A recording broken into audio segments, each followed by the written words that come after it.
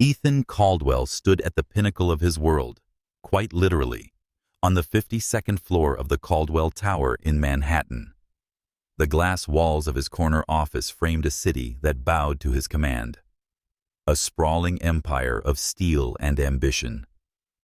At 36, Ethan, a white American with sharp blue eyes and a jawline that could cut glass, was the CEO of Caldwell Industries, a conglomerate with tentacles in tech, real estate, and manufacturing. His net worth, a figure that danced in the billions, made him one of America's most eligible bachelors, a title he wore like a crown of thorns. His tailored navy suit, crisp and Italian, hugged his lean, athletic frame, and his dark blonde hair was swept back with precision, not a strand daring to rebel. The office was a study in control, minimalist, with a sleek mahogany desk, a single abstract painting in muted grays, and floor-to-ceiling windows that offered a god's-eye view of New York.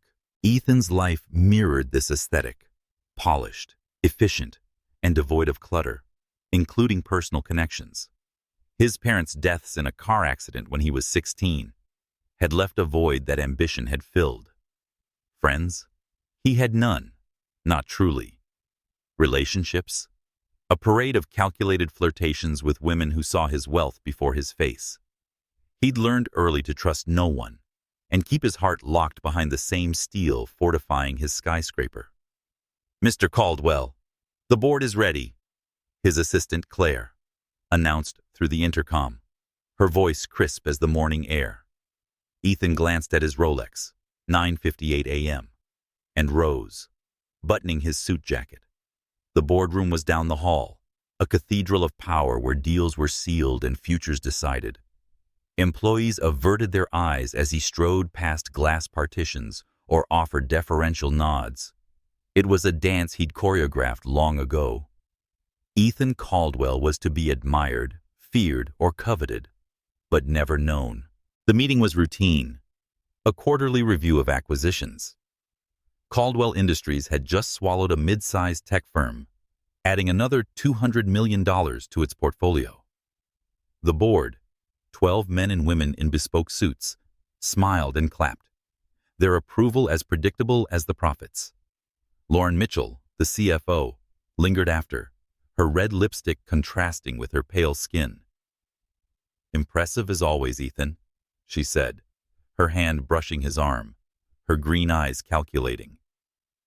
"We should discuss the European expansion over dinner, strategy, and other things." Her tone was velvet, but Ethan knew the steel beneath. Lauren was ambitious, a board member who'd kissed him at a Christmas party 2 years ago, mistaking his solitude for an invitation. "I'm booked," Ethan replied, his smile polite but cold. "Another time." It was a lie, one he'd perfected. He saw the flicker in her eyes. Assessment, not affection, and turned away. Lauren was like the others, drawn to his power, not his soul. He sank into his leather chair in his office, the city's pulse thrumming below. Reports piled on his desk, emails pinged relentlessly, but his mind drifted to a photo tucked in a drawer. He pulled it out, himself at 10, gap-toothed and grinning, beside his grandfather George on a lake dock, fishing rods in hand. Those were the last days he'd felt truly seen, before grief and ambition built walls around his heart. George was his only family now, an 80-year-old widower tucked away in Willow Haven Care Home, which Ethan funded but rarely visited. Guilt pricked him, a rare intruder. George had raised him after his parents' death, teaching him to bait a hook and value honesty. But Ethan had repaid him with absence, consumed by the empire George had founded decades ago. Caldwell Industries was George's legacy, built to secure their family, not replace it. Yet Ethan had let it become his everything, a fortress against a world he no longer trusted. His cell phone buzzed, a jarring sound against the hum of his office. Few had this number. "Mr. Caldwell." "This is Willow Haven Care Home," a woman's voice said, calm but firm. "I'm calling about your grandfather, George Caldwell. His doctor adjusted his medication due to recent fatigue, and you should know. He's been asking for you." Ethan's grip tightened on the phone, his knuckles whitening. "Is he okay?" His voice was sharper than intended, betraying a concern he rarely showed. "Nothing critical, sir," the woman assured. "The adjustment is precautionary, but a visit would lift his spirits." Ethan said, "I'll be there tomorrow," the words out before he could reconsider. He ended the call and stared at the photo again. George's smile, weathered but warm, seemed to accuse him. When had he last visited? A month ago? 2? The older man deserved better. He was the only person who'd ever loved Ethan for who he was, not what he owned. Yet, Ethan had buried that love under board meetings and balance sheets, chasing a success that felt increasingly hollow. He opened his calendar, a digital fortress of back-to-back commitments, investor calls, a Tokyo trip, the European expansion looming like a storm. He buzzed Claire. "Clear my schedule for tomorrow afternoon. No exceptions." Her pause spoke volumes. Ethan Caldwell never canceled meetings, but she murmured assent. He leaned back, the city's skyline a glittering cage. Tomorrow, he'd face George, and with him, the boy he'd buried long ago. He didn't know that Willow Haven held more than guilt. It held a woman who'd see through his empire to the man beneath, and a chance to reclaim the heart he'd locked away. The late afternoon sun cast long shadows across the parking lot of Willow Haven Care Home, a low-slung building in a quiet corner of Brooklyn. Ethan Caldwell maneuvered his sleek black Porsche into a space, its polished chrome glaring against the modest sedans and minivans around it. He stepped out, smoothing his tailored jacket, and felt the weight of the place. Its manicured lawns and soft music from an open window, a stark contrast to the glass and steel fortress of his Manhattan office. Guilt gnawed at him, sharper now than yesterday's phone call. George, his grandfather, deserved more than sporadic visits, and Ethan's absence felt like a betrayal of the only family he had left. Inside, the reception area smelled lavender and antiseptic, a calming and clinical blend. A middle-aged woman with a warm smile looked up from the desk. "Mr. Caldwell, good to see you. We weren't expecting you so soon. Is that an issue?" Ethan's tone was clipped, a reflex from boardrooms where efficiency ruled. "Not at all," she replied, unfazed. "Your grandfather's in the garden with Nia. She's one of our best caregivers. Follow the path out back." Ethan nodded, adjusting his cufflinks as he stepped toward the glass doors leading to the garden. The word caregiver conjured images of sterile professionalism. But the laughter he heard, rich, unguarded, unmistakably George's, stopped him short. He hadn't heard that sound in years, not since the summers they'd spent fishing at Lake Marion, before the world had hardened him. He followed the sound, his polished shoes crunching on the gravel path. The garden was a haven of color, blooming azaleas, neatly trimmed hedges, and ancient oaks offering shade. There, along a stone path, walked George, his once tall frame now slightly stooped, leaning on a cane.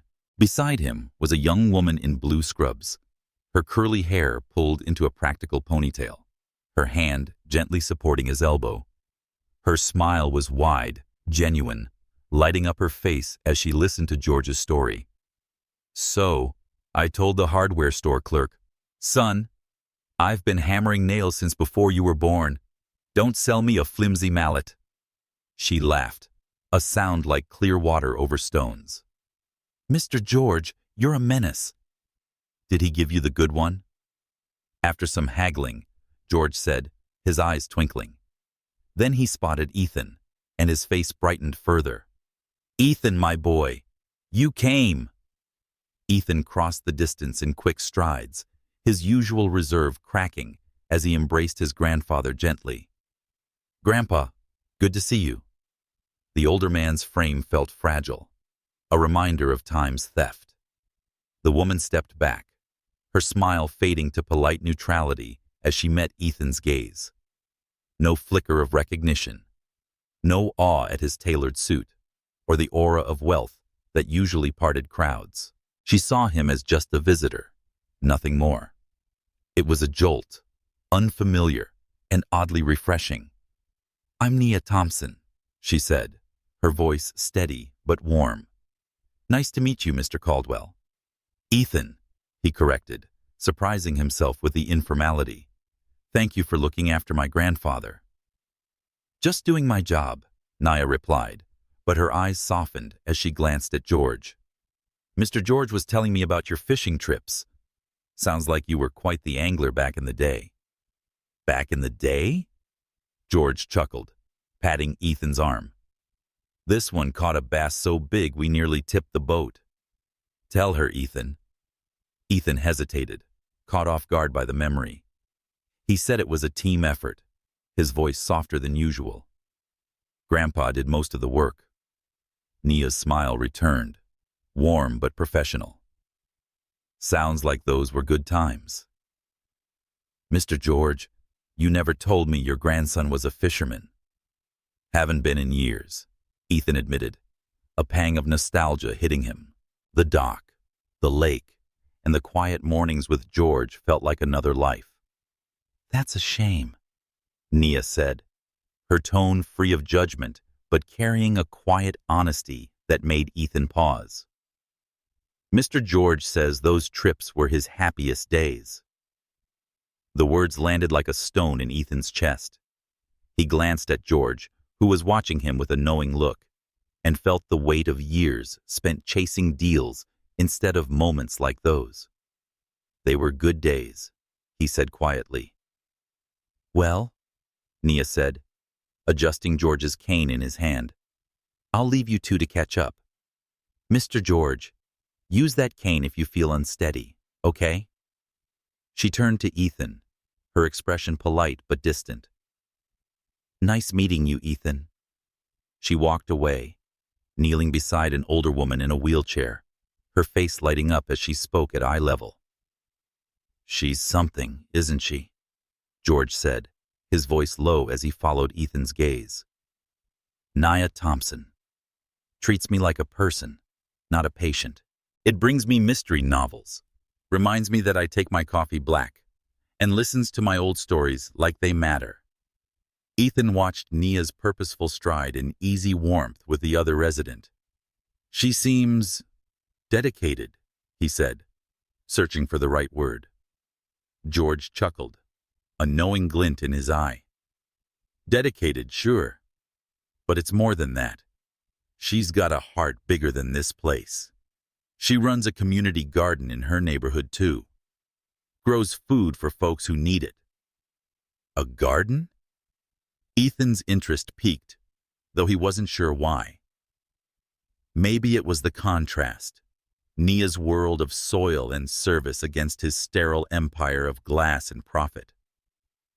"Ask her about it sometime," George said, leaning on his cane as they moved toward a shaded bench.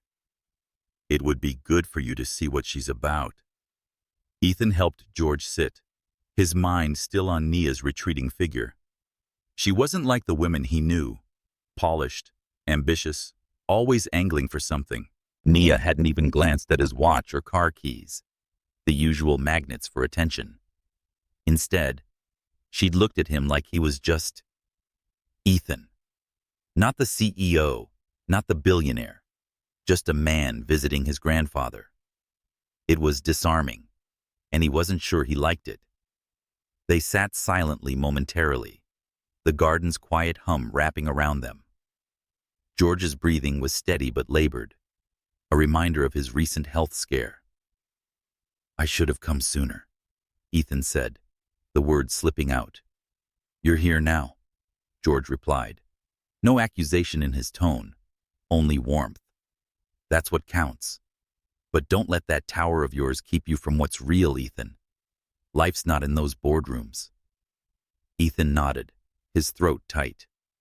George's words echoed the unease he'd felt in his office, staring at that old photo. As they talked, George recounted a story about a stubborn trout, Ethan's eyes drifting back to the path where Nia had disappeared. Something about her laugh, ease, indifference to his status, stirred a curiosity he couldn't shake.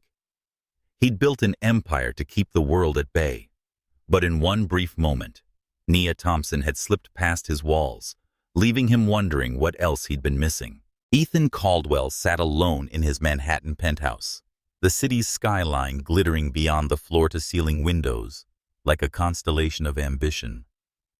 The apartment was a masterpiece of modern design: marble floors, angular furniture, a single Rothko painting dominating the wall. But it felt like a museum, cold and untouched by life. He swirled a glass of scotch, the amber liquid catching the light, and tried to focus on the financial reports glowing on his laptop. Yet his mind drifted, not to profit margins or the looming European expansion, but to Willow Haven, his grandfather George's laughter, and Nia Thompson's unguarded smile. Nia. Her name lingered like a note he couldn't place. She'd seen him as just another visitor, not the CEO whose name graced skyscrapers. Her indifference, her focus on George's stories over Ethan's status, was a puzzle he couldn't stop turning over. George had mentioned her community garden, a detail that stuck like a burr. On impulse, Ethan opened his laptop and typed Brooklyn Community Garden Food Bank into the search bar.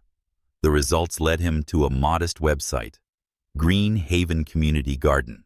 The page was simple but vibrant, with photos of raised beds bursting with tomatoes and kale, children grinning as they held up carrots, and volunteers working under a Brooklyn sun. One photo stopped him. Nia, kneeling beside a young girl, both smudged with dirt, laughing as they planted seedlings. Her curls escaped a bandana, and her smile was unguarded, honest in a way Ethan hadn't seen in years. He clicked through the site, reading about the garden's mission to provide fresh produce to needy families. A section titled Our Story caught his eye, and he leaned closer, the scotch forgotten. The text described a vacant lot, once a graveyard for trash, transformed 3 years ago by Nia and her sister Lila. A memory surfaced, unbidden, as Ethan read. Nia at 16, standing in a cramped Brooklyn apartment, her mother's hospital bills piled on the table. Her mother, a nurse who'd worked double shifts to keep Nia and Lila fed, had died of cancer, leaving them with nothing but each other and a fierce resolve.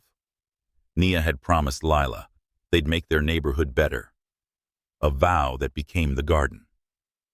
She worked full-time at Willow Haven, studied nursing at night, and poured her heart into the garden, scraping by on scholarships and grit. The words painted a woman who built something from nothing, not for glory, but for people. Ethan closed the laptop, his chest tight. Nia's life was a tapestry of purpose, woven from loss and love, while his was a sterile canvas of deals and distrust. He glanced around his penthouse. The silence was deafening, broken only by the hum of the city below. The photo of him and George fishing, tucked in his office drawer, flashed in his mind. Grinning on the dock, that boy had believed in something beyond profit. When had he lost that? Before he could overthink it, Ethan grabbed his keys and headed to his Porsche. The clock read 9:47 p.m. Too late for reason, but he needed to see the garden, to understand Nia's world. The drive to Brooklyn was a blur, Manhattan's gleam fading into narrower streets and flickering streetlights. He parked near the address from the website, a fenced lot on a quiet block. The garden was dark, locked behind a chain-link gate, its beds mere shadows under the moon. He gripped the steering wheel, feeling foolish. What had he expected? Nia was working by moonlight, ready to explain her life to a stranger who'd barely spoken to her. Across the street, a community center's lights spilled onto the sidewalk. A group emerged, 2 women and a man, laughing as they locked up. Ethan's breath caught. Nia's silhouette was unmistakable, her curls loose, her laugh carrying across the quiet street. She hugged her companions before heading to a battered sedan parked nearby. Ethan slumped in his seat, his heart racing like a teenager caught spying. This wasn't his world. Soil, laughter, connection. He was in the boardroom, contracts, and calculated glances. Yet Nia's ease, her belonging, pulled at him like gravity. He started the car, about to drive away, when his phone buzzed. A text from Lauren Mitchell, his CFO. "Board wants your input on the European deal by tomorrow. Don't drop the ball, Ethan." The message was a cold splash of reality. Lauren's ambition, her subtle claim on him, was familiar terrain, but it felt hollow now. He glanced at Nia's car as it pulled away, her taillights fading into the night. He didn't belong here, but the garden and Nia had planted something in him. A question he couldn't answer, a longing he couldn't name. Ethan stood at the window in his penthouse, the city a glittering cage. He opened the garden's website again, scrolling through photos. Nia's face, alight with purpose, seemed to challenge him. His life was a fortress, built to keep the world out. But Nia's world was open, rooted in giving. He'd return to Willow Haven for George and a glimpse of her tomorrow. For the first time in years, Ethan Caldwell felt the stirrings of something dangerous. Hope. Ethan Caldwell pulled into the Willow Haven care home parking lot, the late morning sun glinting off his Porsche's hood. He carried a fishing rod, its sleek carbon fiber absurdly out of place against the care home's modest charm. The rod was a promise kept, a nod to George's stories of their Lake Marion summers, but Ethan's grip tightened with unease. Last night's impulsive drive to Nia's community garden had left him restless, his polished world feeling like a suit that no longer fit. Today, he wasn't just here for George. He was chasing something he couldn't name, stirred by Nia's laugh and the warmth of a place that wasn't his. Inside, the reception area was as soothing as before, with soft piano music drifting from a speaker. The same receptionist greeted him with a smile. "Mr. Caldwell, back so soon? Your grandfather will be thrilled. He's in the recreation room with Nia, preparing for physical therapy." Ethan nodded, his polished shoes clicking on the tile as he headed down the hall. The recreation room was bright, with large windows overlooking the garden's blooming azaleas. George sat near a table, his cane resting against his chair, his once broad shoulders hunched under a gray cardigan. Nia was beside him, adjusting a walker with practiced ease, her scrubs a soft blue against her steady movements. She was explaining something about balance exercises, her voice patient but firm, and George nodded, his eyes crinkling with a smile. "Ethan." Though weaker than in memory, George's voice carried a warmth that hit Ethan like a wave. He crossed the room, the fishing rod awkward in his hand, and knelt beside his grandfather, careful not to jostle him. "Grandpa, I brought this as promised," Ethan said, holding up the rod. "Let's try the pond out back." George's face lit up, his hands trembling slightly as he touched the rod. "Just like old times, eh? You always had a knack for picking the right bait." His smile faded, and his voice dropped. "Didn't think you'd come again so soon. Thought I'd become, well, a chore." The words cut deeper than Ethan expected. He set the rod down, his throat tight. "You're never a chore, Grandpa. I should have been here more. I'm sorry." George patted his hand, his grip frail but firm. "No apologies, son. You're here now. That's what matters." His eyes, clouded with age, held a flicker of pain. "After that fall last week, I started thinking, maybe I'm more trouble than worth." Don't want to burden you. Ethan's chest constricted. The care home's call mentioned a medication adjustment, but it was a fall. He hadn't known. What fall? Why didn't anyone tell me? Nia, who'd been quietly preparing therapy equipment, looked up. It was minor, Ethan. Mr. George slipped in the hallway but caught himself on a railing. No injuries, just a bruise. We didn't want to worry you unnecessarily. You should have called, Ethan said, his tone sharper than intended, a reflex from boardrooms where control was currency. Nia's gaze met his, steady and unapologetic, and he softened. I want to know these things. He's all I've got. Nia nodded, her expression warming slightly. Understood. We'll keep you in the loop. Mr. George, ready for your exercises? She guided George to his feet, her touch gentle but sure, as they moved to a padded mat for therapy. Ethan watched, the fishing rod forgotten. George's movements were slow, each step a negotiation with his aging body. But Nia's encouragement, praising his progress, teasing him about his stubbornness, drew a chuckle from the older man. Ethan felt a pang of gratitude, mixed with something else. Nia's ease with George, her ability to make him laugh despite his fragility, was a skill Ethan envied. She didn't just care for George. She saw him, the man behind the cane, the stories behind the wrinkles. As Nia adjusted George's walker, Ethan spoke up. You're good with him. He hasn't laughed like that in years. Nia glanced over, her ponytail swinging. Mr. George makes it easy. He's got stories for days, especially about you and that lake. Sounds like you two were inseparable back then. We were, Ethan said, his voice low. He met George's eyes, seeing the boy he'd been reflected there. I got caught up in other things. George waved a hand, dismissing the sentiment. You're building an empire, son. I built it first, so I know the cost. But don't let it steal everything. His voice cracked, and he looked away, toward the garden. After your grandma passed, I let the company take too much. Please don't make my mistake. Ethan swallowed, the weight of George's words settling deep. He hadn't just neglected his grandfather. He'd neglected the part of himself that once believed in more than profit. Nia, sensing the moment, stepped back. I'll get you both some water.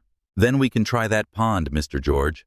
No bass, but there's a feisty goldfish out there. As she walked away, George leaned closer, his voice conspiratorial. That Nia's a keeper. It reminds me of your grandma. Her heart is bigger than her paycheck. You could learn a thing or two from her. Ethan managed a half smile, deflecting. I'm just here for you, Grandpa. Sure you are, George said, his eyes twinkling. But I saw you watching her. Don't think I'm too old to notice. Ethan's face warmed, an unfamiliar sensation. He changed the subject, helping George to the garden's small pond. They sat on a bench, the fishing rod more prop than tool, casting lines into the still water. George recounted a summer when Ethan, barely 10, had hooked a trout and nearly fallen in trying to reel it in. Ethan laughed, the memory loosening something in him. For an hour, the world was just them, the pond, and the past. Nia returned, checking George's watch. Therapy's done, but don't stay out too long, Mr. George. You need to rest. She glanced at Ethan, her expression less guarded than before. You're good for him, you know. He lights up when you're here. Thanks, Ethan said, meeting her gaze. You're the one making him smile every day. She shrugged, a faint smile tugging at her lips. Team effort. See you tomorrow. She walked back to the care home, her stride purposeful, leaving Ethan with a flicker of anticipation he hadn't felt in years. As he helped George back to his room, Ethan's phone buzzed. Lauren Mitchell, no doubt pressing about the European deal. He silenced it, choosing the moment over the empire. George's vulnerability, Nia's warmth, and the garden's quiet had cracked his armor, and he wasn't sure he wanted to seal it shut again. Ethan Caldwell strode into the boardroom of Caldwell Industries, the Manhattan skyline framing him through the towering windows. The room buzzed with the sharp hum of ambition. Executives in crisp suits, tablets glowing with data, the air thick with the scent of coffee and power. At the head of the polished mahogany table, Ethan projected control, his tailored charcoal suit a second skin, his blue eyes scanning the room with practiced precision. Yet beneath the surface, his thoughts flickered to Willow Haven, George's frail grip on his cane, and Nia's unguarded laugh. The contrast gnawed at him, a crack in the fortress he'd built. Today's meeting was critical. A proposed acquisition of a German tech firm, part of the European expansion that could cement Caldwell Industries' global dominance. The board, 12 sharp-eyed men and women, awaited his lead. Lauren Mitchell, the CFO, sat to his right, her sleek blonde hair pulled back, her smile a blend of charm and calculation. "Ethan, the numbers are solid," she began, sliding a report across the table. "But their labor union is pushing back. If we don't secure concessions, we risk delays. Costly ones." Ethan flipped through the report, his mind razor-sharp despite the distraction of yesterday's visit to George. "We're not gutting their workforce," he said firmly. "Offer a retraining program for displaced workers. It's cheaper than a PR hit and keeps production on track." His voice carried the weight of experience, honed by years of navigating corporate battlegrounds. The board nodded, murmurs of agreement rippling through the room, but Lauren's eyes narrowed slightly. "That's a softer stance than usual, Ethan." The board expected a harder line to maximize profit. Ethan countered that profit doesn't mean much if we tank our reputation overseas, his tone calm but unyielding. He leaned forward, detailing a compromise. Partial automation with job guarantees for 500 employees. The lead negotiator, a grizzled executive named Tompkins, grunted approval. Smart, keeps the union quiet and the deal alive. By the end, the board approved the strategy, and Ethan felt the familiar rush of closing a high-stakes play. As the room emptied, Lauren lingered, her heels clicking as she approached. "Nice save," she said, her hand grazing his sleeve, a gesture too familiar for professionalism. "But you seemed distracted. Everything okay?" Her green eyes searched his, probing for weakness. 2 years ago, a tipsy kiss at a company gala had given her a foothold in his orbit, one she hadn't relinquished. Ethan said, stepping back to break contact and juggling priorities. Lauren's smile tightened. "Priorities like your grandfather? I heard you canceled meetings yesterday for a care home visit." "The board's noticed, Ethan. This expansion needs your full focus. Distractions could cost you." Ethan's jaw clenched. "My personal life isn't the board's business," Lauren said. "It is when you're CEO." Her voice low, almost intimate. "You've built this company into a titan, but it's a hungry beast. If you're not all in, someone else will be." The warning hung between them, laced with ambition. Ethan knew too well. Lauren had her eye on his chair, and any slip could give her leverage. He returned to his office, the city's pulse throbbing beyond the glass. His desk held a stack of contracts, but his gaze drifted to the photo of him and George fishing, now propped up rather than hidden in a drawer. Lauren's words stung because they were half true. He'd delegated minor tasks this week, his mind split between boardrooms and Willow Haven. George's fall, Nia's warmth, and the garden's pull were reshaping him, and he wasn't sure how to balance it with the empire he'd sworn to protect. His phone buzzed, and a text from Claire, his assistant, said that the investor's call at 2 p.m. was confirmed. "Need you on point. Ethan rubbed his temples, the weight of expectation pressing down. He opened his laptop, pulling up the German firm's financials. But his search history betrayed him. Greenhaven Community Gardens website lingered in a tab. He clicked it, almost reflexively, and found a new post, a call for volunteers to plant a fall crop. Nia's name was listed as the contact, and her email was a quiet invitation to her world. A memory surfaced. George's voice yesterday, cracked with vulnerability. Don't let the company steal everything. Ethan had dismissed it as sentiment, but now it echoed Lauren's warning in reverse. The company demanded his soul, but Willow Haven offered something else, a glimpse of meaning beyond profit. He closed the laptop, his decision forming before he could second-guess it. He'd revisit George tomorrow, maybe even ask Nia about the garden. Lauren could wait. His phone buzzed again, this time a call from Tompkins. Ethan, the Germans are balking at the retraining clause. They want a leaner deal, or they walk. The urgency in his voice was a jolt, pulling Ethan back to the corporate arena. Schedule a call for tonight, Ethan said, his tone steady but his mind racing. We'll rework the terms, but no layoffs. That's non-negotiable. He hung up, staring at the skyline. The deal was his to win or lose, and with it, his grip on the company. Yet as he imagined George's smile, Nia's laugh, he wondered if winning meant something different now. The board's scrutiny, Lauren's ambition, and the looming crisis were a storm gathering, and Ethan was caught between the empire he'd built and the life he was beginning to want. Ethan Caldwell parked his Porsche a block from Greenhaven Community Garden, the morning sun casting a warm glow over Brooklyn's weathered streets. He'd traded his tailored suit for dark jeans and a navy button-down, sleeves rolled up, but the jeans, still crisp from a designer label, felt like a costume. His polished loafers crunched on the sidewalk, and he carried a tray of coffee cups, a peace offering born of impulse. Last night's call with the German firm had stretched past midnight, securing the deal with no layoffs, but victory felt hollow.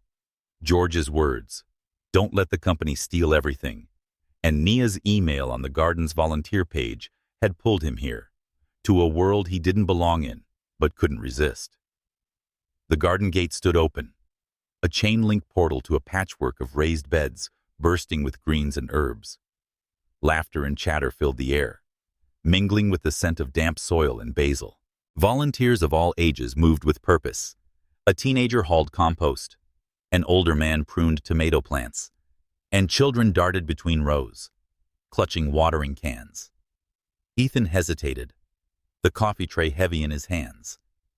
This was Nia's domain, and he was an outsider, his wealth irrelevant in a place built on sweat and community. He spotted Nia near a shed, her curls tamed by a red bandana, her faded jeans torn at the knees. She balanced a crate of carrot seedlings, directing a group of kids with a smile that tightened Ethan's chest. She hadn't noticed him yet, and he lingered, watching her ease with the children, her laugh bright against the morning. Then her eyes caught his, and her smile faltered, replaced by surprise and a flicker of suspicion. "Ethan?" Nia set the crate down, wiping her hands on her jeans. "What are you doing here?"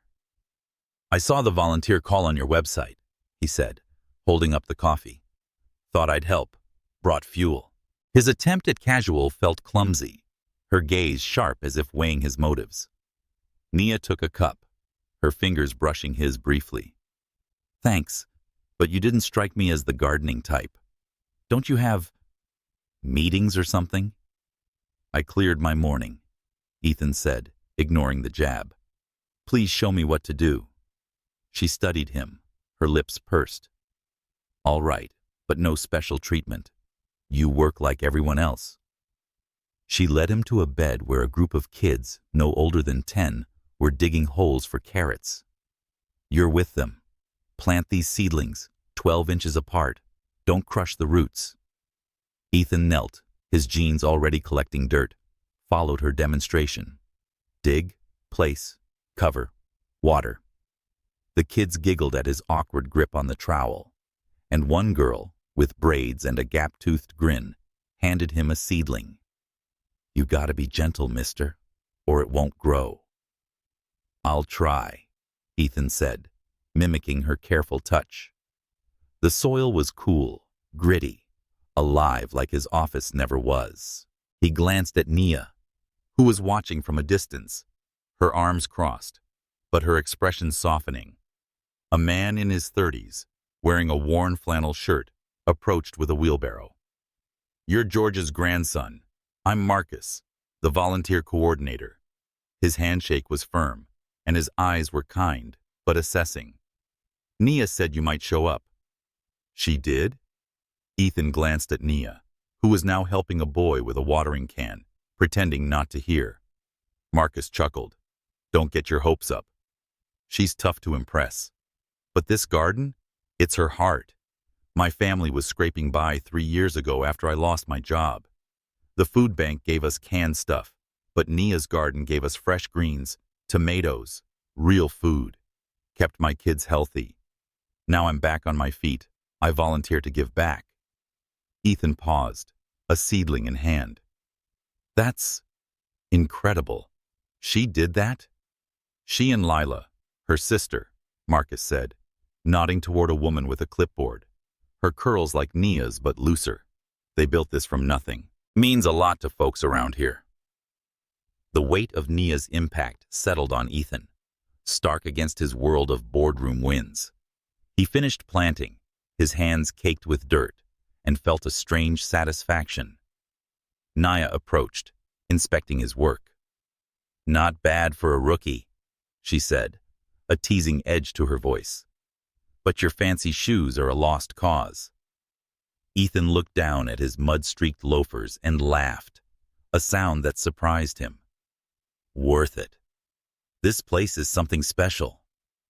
"It is," Nia said, her gaze softening further. "But why are you here, Ethan? This isn't your scene." He hesitated, caught off guard by her directness. "George mentioned the garden. I was curious. And I wanted to see what you're about." Her eyes narrowed, a wall going up. "If this is some charity stunt, we don't need it. This garden runs on community, not cash." Ethan said, "I'm not here to write a check," holding her gaze. "I want to help. Hands in the dirt, like you said." Nia studied him, then nodded slowly. "Okay, prove it. Stick around, and we'll see." She handed him another crate of seedlings. "Peppers next.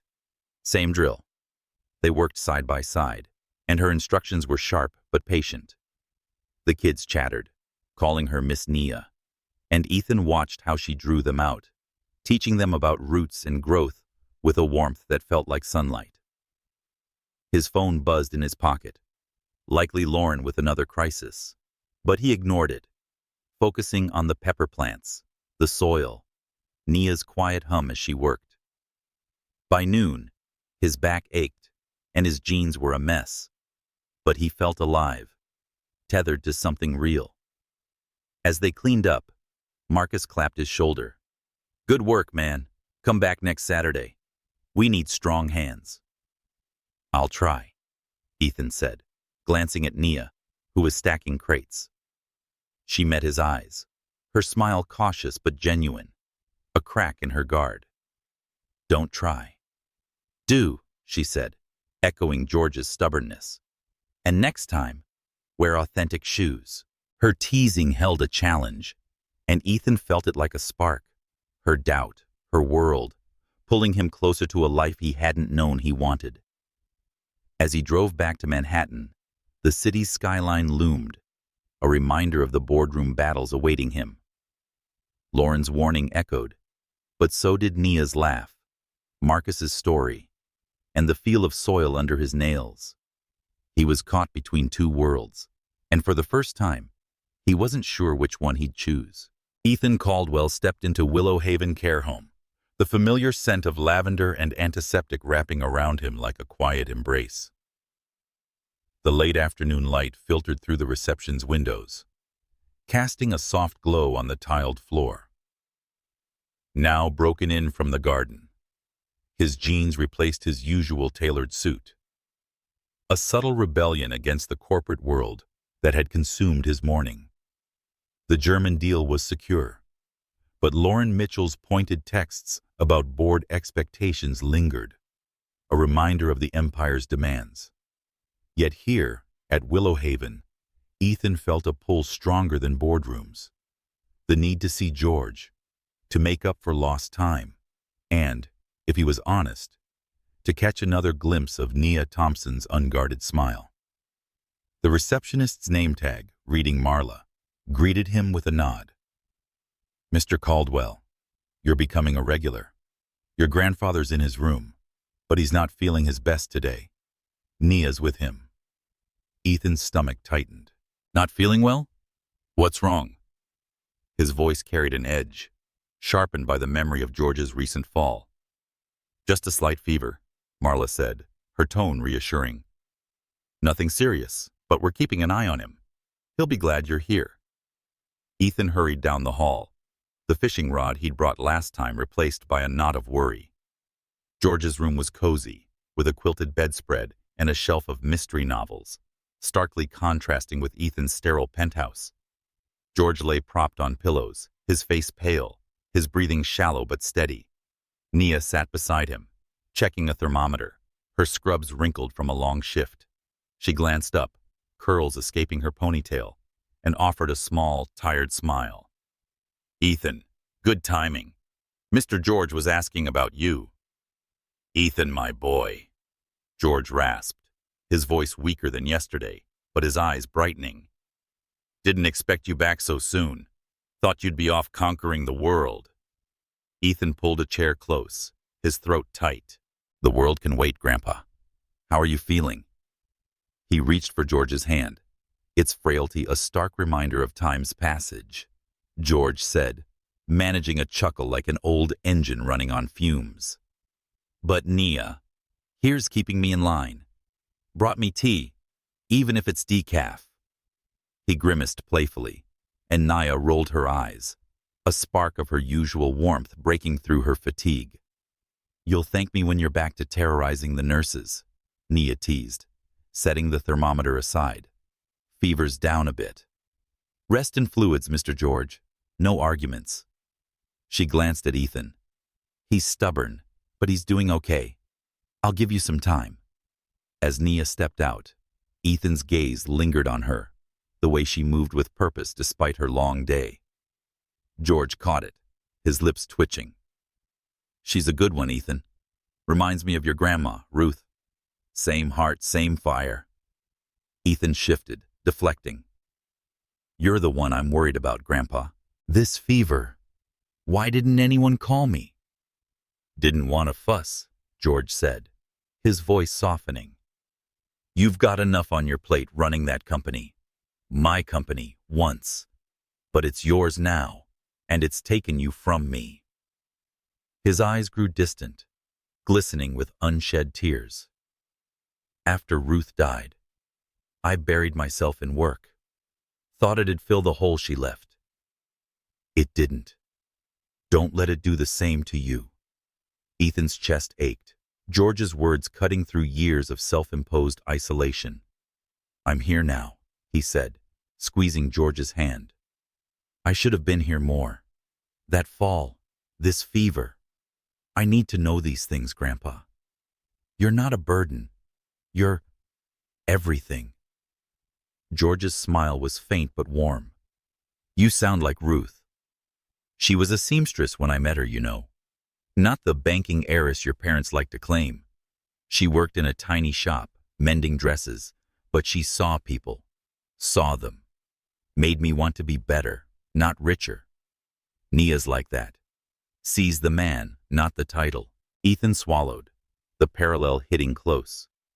Nia's indifference to his status, her focus on George's stories, echoed Ruth's legacy in a way that stirred him. "You never told me about Grandma like that," he said. Why? George said your parents wanted a polished family image. His voice tinged with regret.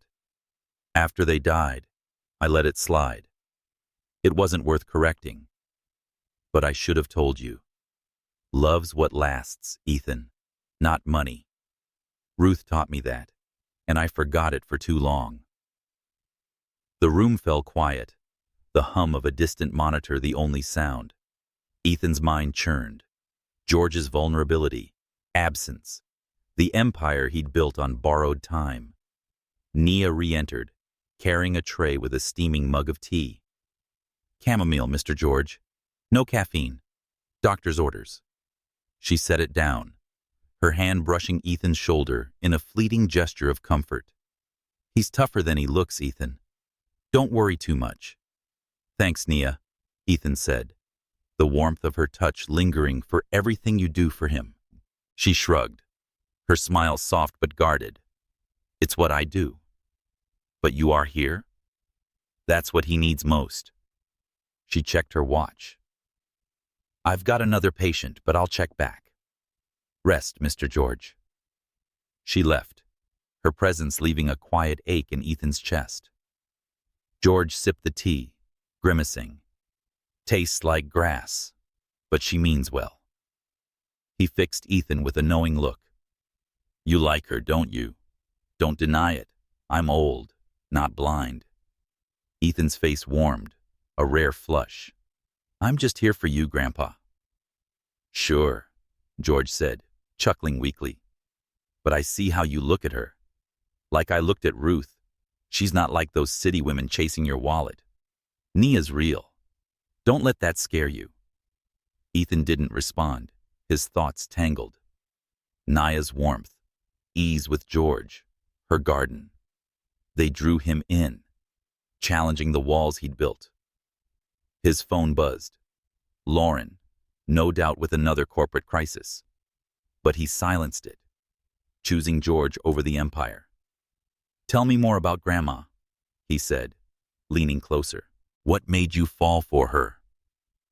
George's eyes lit up, and for the next hour he spun tales of Ruth's kindness, stubbornness, and laugh that could light a room.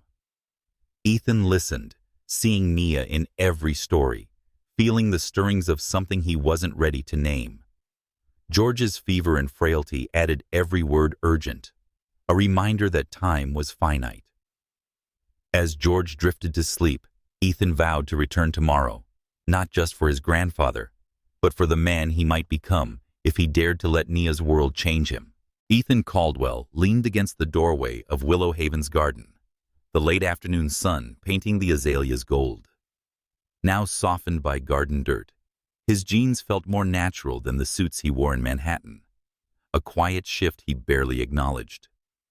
George sat on a shaded bench, his cane steady, his color better than yesterday's feverish pallor. Nia was nearby, helping an elderly resident with a walker, her laughter mingling with the hum of bees. Ethan's visits had become daily, each chipping away at his corporate armor, drawn by George's stories and Nia's warmth. But today, a new idea sparked, a way to bridge his world with hers. Inside, Ethan found George in the recreation room, flipping through a mystery novel Nia had brought. You're back again, George said, his eyes twinkling. You're here for more than just me. Ethan grinned, settling beside him. Caught me. But I need your advice, Grandpa. There's a charity gala next weekend for youth literacy programs. Caldwell Industries sponsors it. I want to ask Nia to come with me. George's eyebrows rose. Taking Nia to one of your fancy shindigs? Bold move. She's not one for crystal chandeliers. I know, Ethan said, rubbing the back of his neck. But I want her to see my world, maybe understand it. And I want her there with me. George chuckled, setting the book down. Sounds like you're smitten. Reminds me of when I asked your Grandma Ruth to accompany dinner. She showed up in a dress she'd worn, outshining every heiress there. Nia's got that same grit. Ask her, but don't be surprised if she balks. Ethan nodded, his resolve firm. He found Nia at the reception desk, updating patient files, her curls tucked behind her ears. She looked up, her smile polite but guarded. Ethan? Twice in one day? Mr. George, okay? He's fine, Ethan said, leaning against the counter, his casual stance belying his nerves. I wanted to ask you something. My company's hosting a charity gala next Saturday, raising money for kids' education. Would you come with me, as my guest? Nia's fingers froze on the keyboard, her eyes widening. A gala? Like black tie, red carpet gala? Her voice held a mix of surprise and unease. Ethan, I don't have a closet full of ball gowns. I can help with that, he said quickly, then winced at her frown. I mean, it's not about the clothes. I want you there. It's a good cause. And I'd like to share it with you. Nia's gaze dropped, her shoulders tensing. A memory flashed. High school, 16, standing in a thrift store dress at a school dance, laughter from classmates stinging like nettles. She'd sworn never to feel out of place again, yet Ethan's world of wealth and power was a minefield of judgment. I don't know, Ethan, she said, her voice soft. Your world's so different. I'd stick out like a sore thumb. Ethan said you'd stand out because you're real, his voice earnest, not because of some dress. You care about people, Nia. This gala funds literacy programs. Kids like the ones in your garden could benefit. I thought it might matter to you. She hesitated, her fingers tracing the edge of the desk. It does matter. But those events, they're not for people like me. I'd feel like I'm pretending. Ethan stepped closer, his eyes steady. You wouldn't be pretending. You'd be you, and that's more than enough. I'll be with you every step. No pressure. Think about it? Nia nodded slowly, her guard softening at his sincerity. Okay, I'll think about it, but don't expect miracles. Ethan's phone buzzed as she returned to her files. Lauren Mitchell, a reminder of the board's scrutiny. He silenced it, his focus on Nia. Later, in George's room, he shared the conversation. George's face lit up. She's scared, but she's curious. Reminds me of Ruth before that dinner. She went, and it changed everything. Tell Nia it's about the kids, not the glitz. She'll come around. Ethan left Willow Haven, and the idea of Nia at the gala was both thrilling and daunting. He drove to his office, the city's skyline looming like a challenge. Lauren was waiting, her arms crossed, her expression cool. Following him to his desk, she said, You missed the investor briefing this morning. People are talking, Ethan. The board's worried you're losing focus. I closed the German deal, Ethan snapped, his patience thin. What more do they want? Your full attention, Lauren said, her voice low. This gala's a big deal. Investors, the governor, press. We need you sharp, not distracted by personal matters. Her eyes flicked to the fishing photo on his desk, a silent jab. Ethan's jaw tightened. My personal life's off limits, Lauren. I'll be at the gala, doing my job. Anything else? Lauren's smile was tight, predatory, just a heads up. The board's watching, and so am I. She left, her heels clicking like a countdown. Ethan sank into his chair, the weight of her words heavy. The gala was a chance to prove his commitment to the company, Nia, and himself. But Nia's hesitation and fear of not belonging echoed his doubts about bridging their worlds. His phone pinged, a text from Nia. Talked to Mr. George. He says the gala's vital to you, and education's worth it. I'm in, but I'm nervous. Help me not make a fool of myself? Ethan's heart lifted, a grin breaking through. He typed back, "You'll be amazing. I've got you." The stakes were higher now, not just for his empire, but for the woman starting to redefine it. The Grand Plaza Hotel shimmered under the Manhattan night, its marble facade aglow with the flash of cameras along the red carpet. Ethan Caldwell stood at the entrance, his tailored tuxedo impeccable, his blue eyes scanning the arriving cars. The charity gala for youth literacy, a cornerstone of Caldwell Industries' public image, drew the city's elite. Executives, politicians, socialites, all glittering in designer gowns and calculated smiles.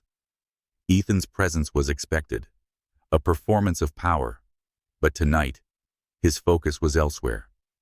Nia Thompson, who'd agreed to step into his world despite her fears.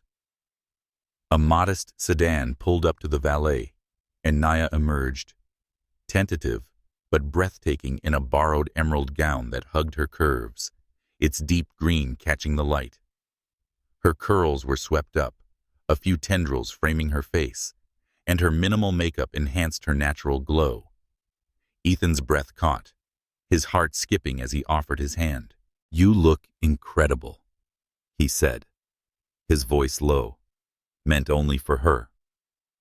Nia's smile was nervous, her fingers tightening in his. "I feel like I'm in a costume." Everyone else rolled up in limos, Ethan. Her eyes flicked to the crowd, their whispers a soft buzz behind the camera flashes. Ethan said, "You're the real person," guiding her up the carpet. "Forget the limos. You're with me."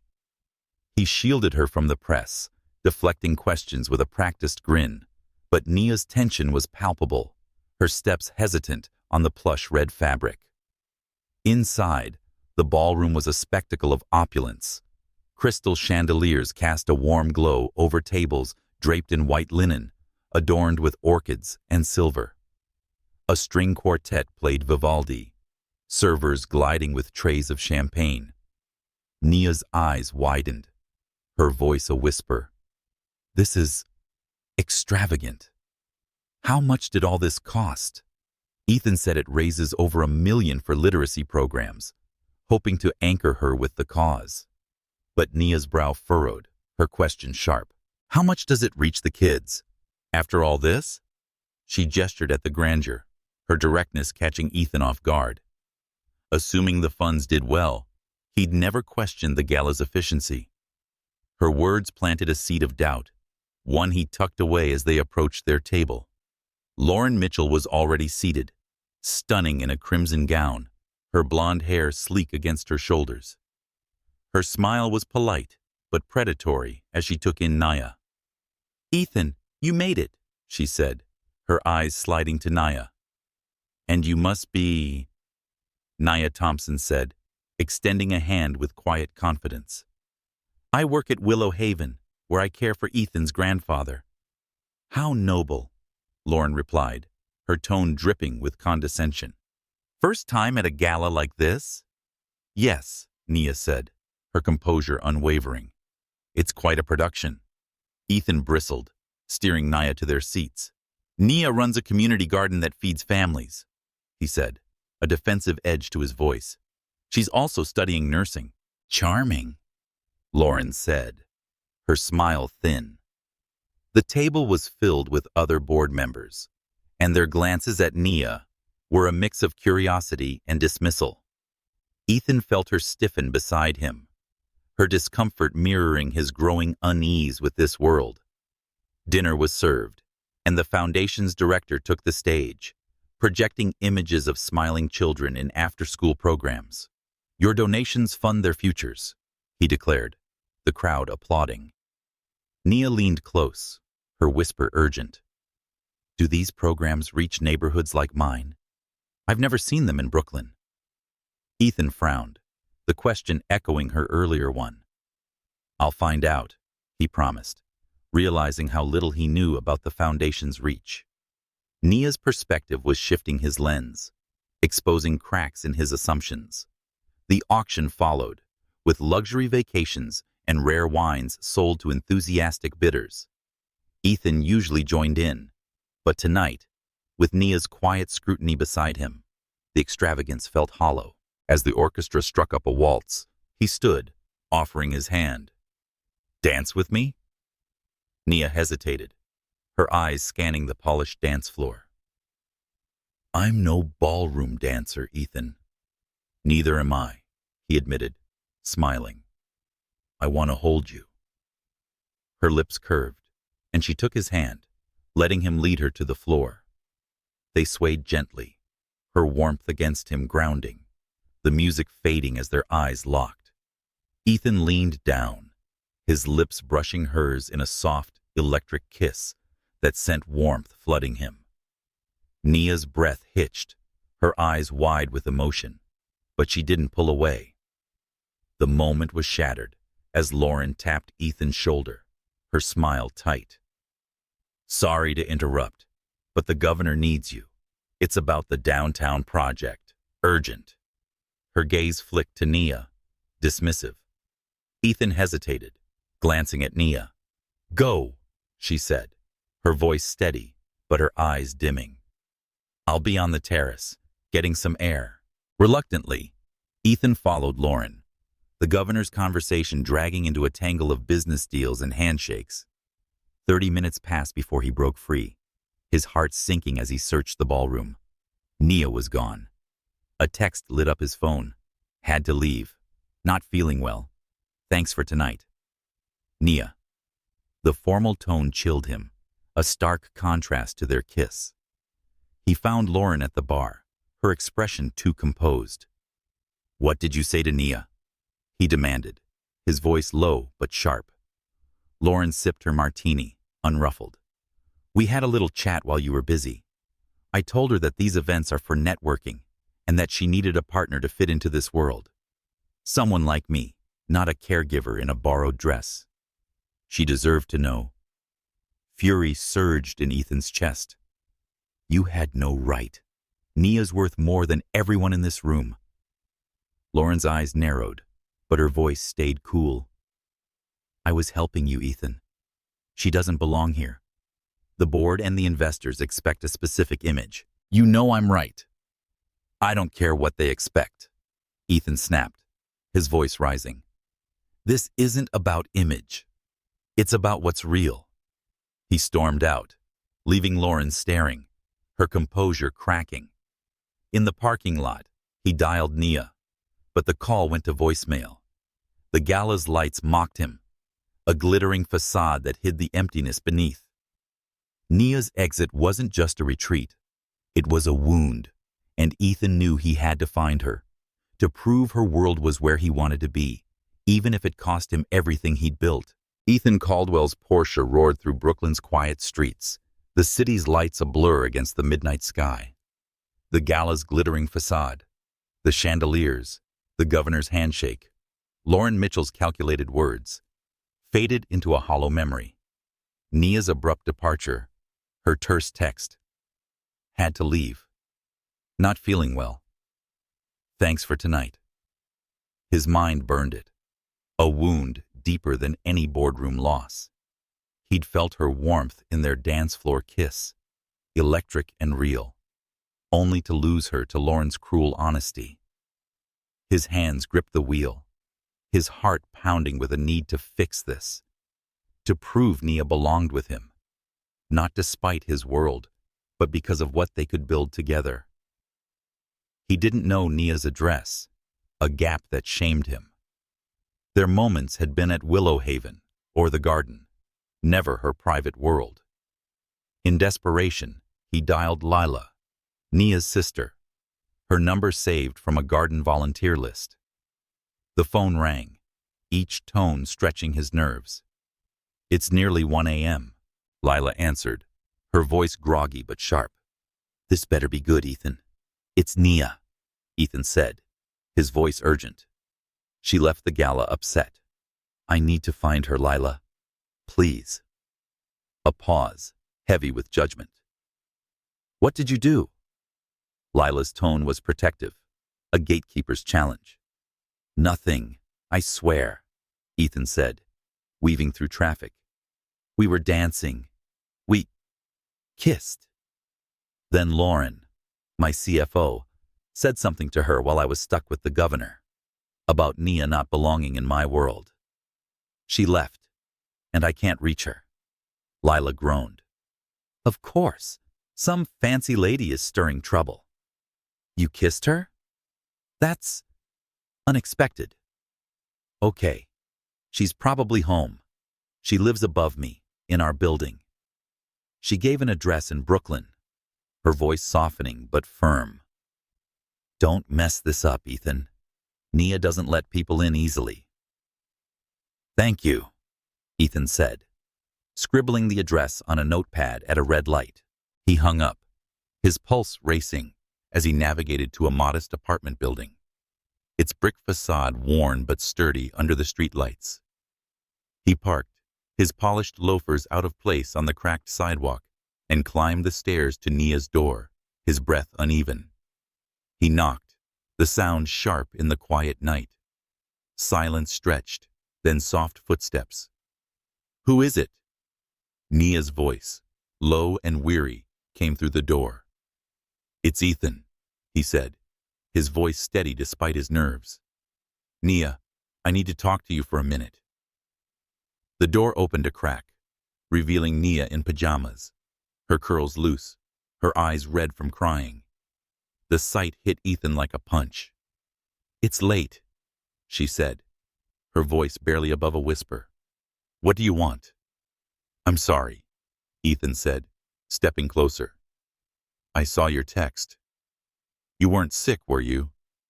Lauren said something, and I need to know what. Can I come in? Nia hesitated, then opened the door wider, revealing a small, cozy apartment. Books stacked on a coffee table, plants in colorful pots, a quilt draped over a worn sofa. It was warm, lived in, starkly contrasting with Ethan's sterile penthouse. She sat on the couch, pulling her knees up, her eyes guarded. Lauren just told me the truth, she said, her voice tight. Your world, those people, that gala, it's not mine. Everyone saw it, Ethan. How they looked at me made me feel like I was some charity case you dragged in. She said you need someone who fits, like her, for your career and our image. Ethan sat beside her, his hands clenching. Lauren had no right. She's not my friend, Nia. She's a board member with her agenda. I don't care what anyone at that gala thought. You were the only real thing there. Nia shook her head, tears brimming. You say that, but it's your world, Ethan. Those people you work with expect you to marry someone polished and powerful. Lauren said the board sees her as your match. I'm just a caregiver in a borrowed dress.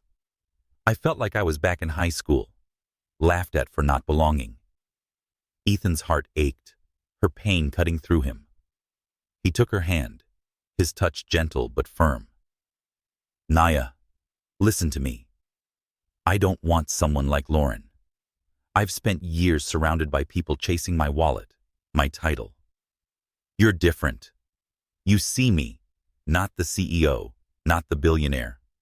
That kiss tonight, it felt like coming home. Nia's eyes widened, her breath catching. You mean that? Ethan, we barely know each other. What if this is a moment? Your life is galas and boardrooms. Mine's care homes, gardens. What happens when the novelty wears off? It's not novelty, Ethan said, his voice fierce with conviction. You've shown me what's missing. The gala, the money. It's empty without meaning. I want to change that. Use my company to do real good, like your garden does. I want you with me. Not to fit my world, but to build something better together. Nia's tears spilled, but her gaze softened, searching his. You're serious, aren't you? But Ethan, it's not just about us. My world's small. Lila, the garden, the people I help. Yours is vast and complicated. Can we bridge that? I don't know how, Ethan admitted, his thumb brushing her hand. but I know I love you. I've felt more alive with you and George than I have in years. Give us a chance, Nia. Please." The word love hung between them, raw and unguarded. Nia's breath hitched, her eyes glistening. "I feel it too," she whispered, "but I'm scared. I don't let people in, Ethan, not after losing so much. If this doesn't work—" "It will," Ethan said, pulling her into his arms, her warmth anchoring him. "I'll prove it every day." She leaned into him, her tears dampening his shirt, their embrace a fragile promise. A knock interrupted, and Lila's voice came through the door. "Nia, you okay?"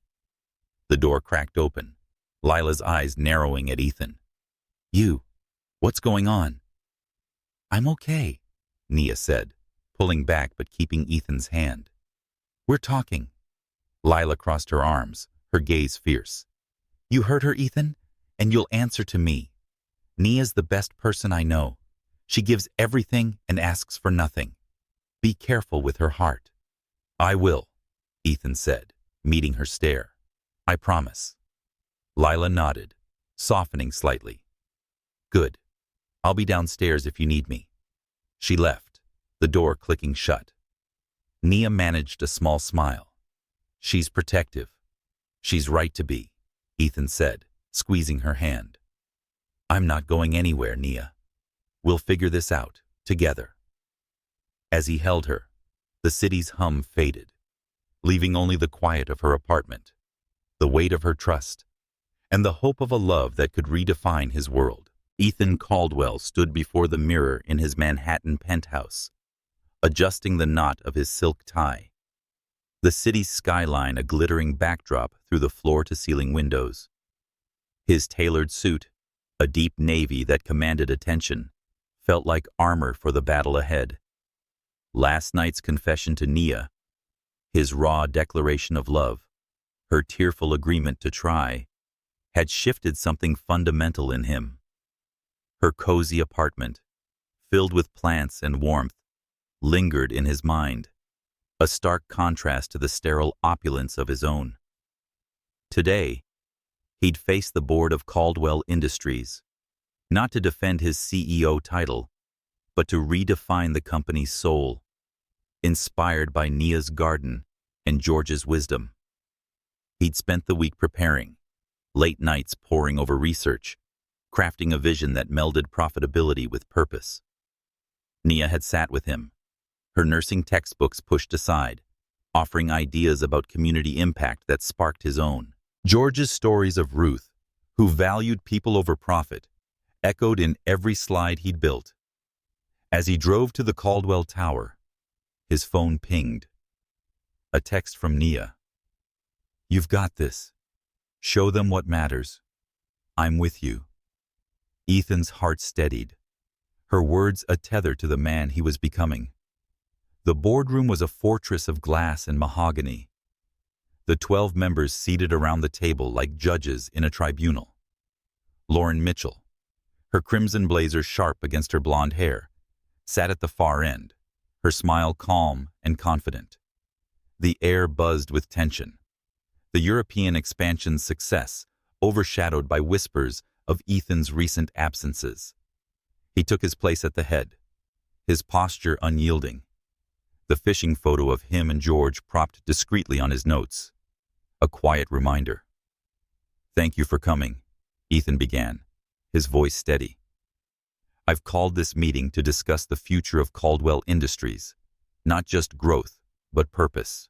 Before he could continue, Lauren raised a hand, her tone smooth as ice.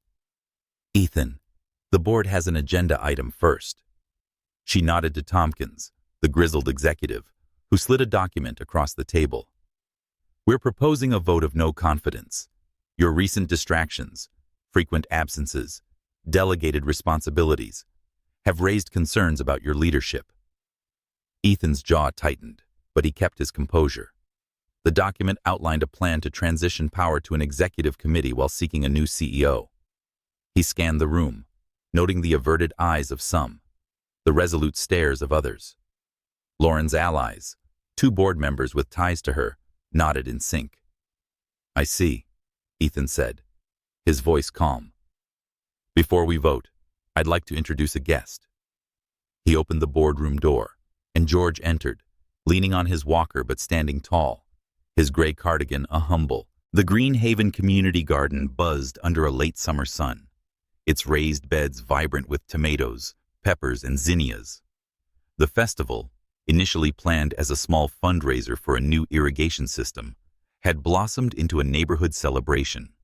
Food stalls lined the perimeter, offering dishes made with garden produce, fresh salsa, grilled corn, zucchini bread, while a local band played upbeat jazz on a makeshift stage. Children darted through sprinklers set up as a treat, their laughter mingling with the chatter of volunteers and neighbors. Ethan Caldwell stood by the newly installed drip irrigation system, its efficient lines a testament to the community's effort, funded through grants he'd helped secure. 3 months had passed since the boardroom showdown, where Ethan had ousted Lauren and reshaped Caldwell Industries to prioritize affordable housing and education. The company's stock had dipped briefly, but early data showed promise, with community initiatives boosting public goodwill. Ethan wore jeans and a simple gray t-shirt, his hands still calloused from weekend gardening. The garden had become his refuge, where he wasn't CEO, but simply Ethan, planting alongside Nia and her community.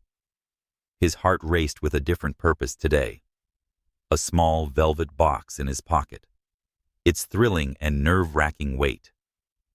Nia approached, carrying 2 glasses of homemade lemonade, her curls loose under a wide-brimmed hat, her sundress flecked with dirt from helping kids plant herbs. "Just checked on Mr. George," she said, handing Ethan a glass, her smile warm. "He's by the tomato plants, telling everyone he grew prize winners back in the day. He's in his element." Ethan laughed, his arm slipping around her waist. "Is he getting tired? I can take him back to Willow Haven if he needs a break." "Are you kidding?" Nia said, her eyes sparkling. "Lila's got him judging the pie contest next. He's loving it." She gestured to the festival, where volunteers like Marcus, the coordinator who'd shared his story months ago, led a kids planting workshop. "Look at this, Ethan. We raised enough for the irrigation and more. Marcus is teaching the kids about composting now. This is what it's all about."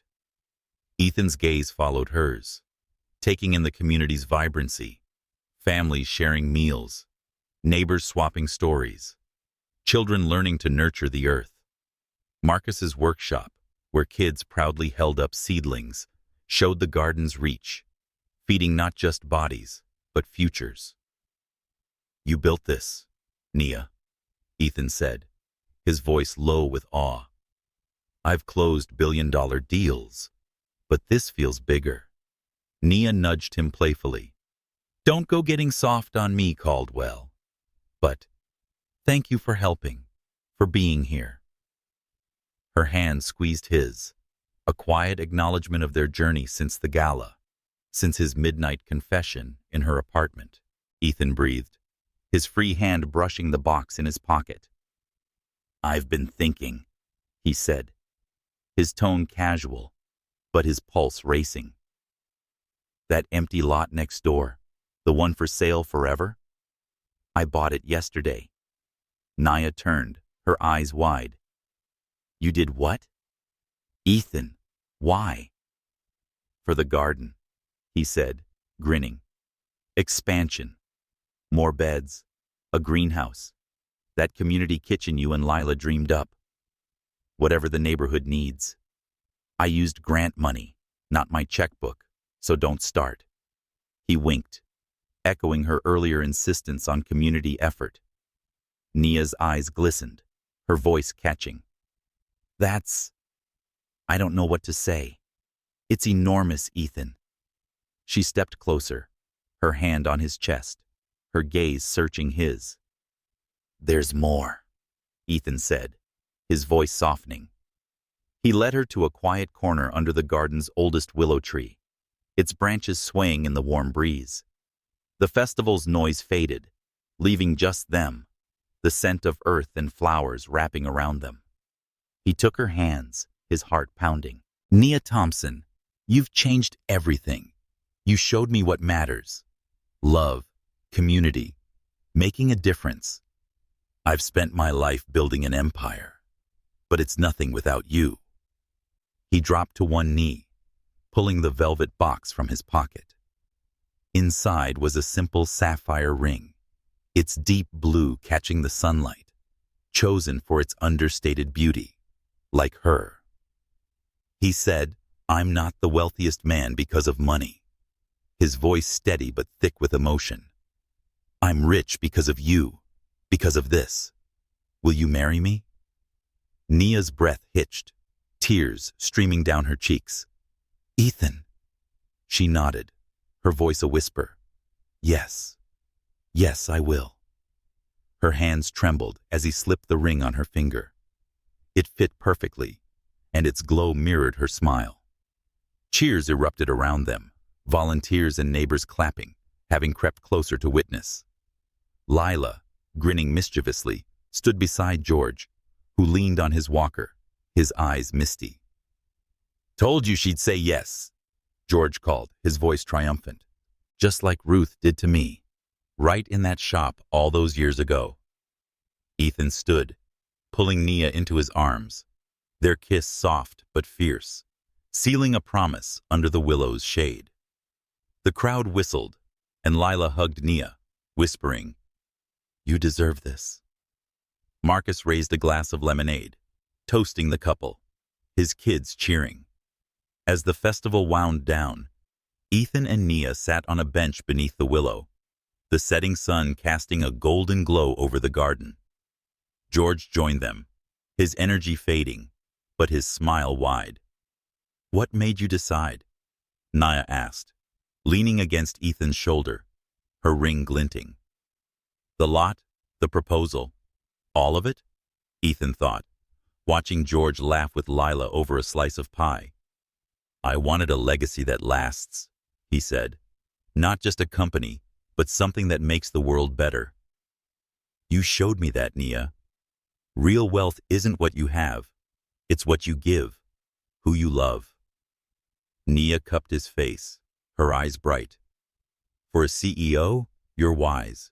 She kissed him softly, the stars emerging above.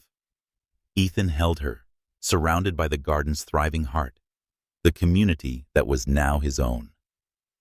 For the first time, he felt wealthy, not with money, but with a love freely given, a legacy rooted in purpose. The end.